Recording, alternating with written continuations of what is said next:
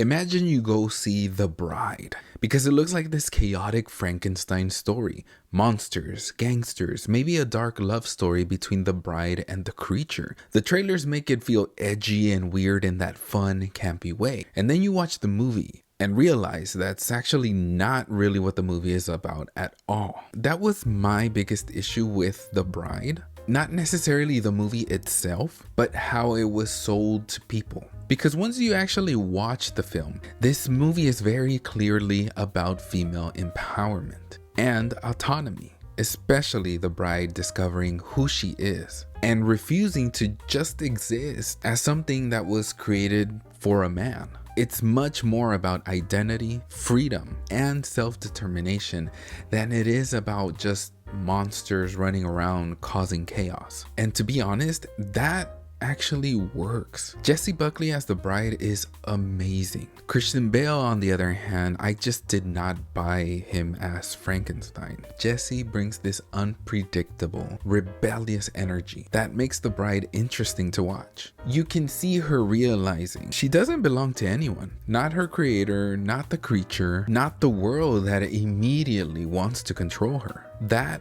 is truly the heart of the movie. The problem with this movie is the marketing. It tricks you to expect a completely different movie. So to be honest, for a while I was sitting there expecting the movie that I was shown or teased in the trailer, when in reality, the movie is doing something else entirely. Visually though, the movie is strong. The costumes, the makeup, the sets. It all has this gritty gothic style that feels theatrical in a cool way. Sometimes it felt like I was watching a play on the big screen. The tone of the movie was a little messy, sometimes serious, sometimes campy, sometimes musical. But I actually appreciated that the movie was trying to be weird and different instead of playing it safe. So for me, The Bride is one of those movies where your expectations will either take you one way or the other. If you go in expecting the monster movie that was teased in the trailer and that is what you want, you're gonna feel bad about this. But if your mind is open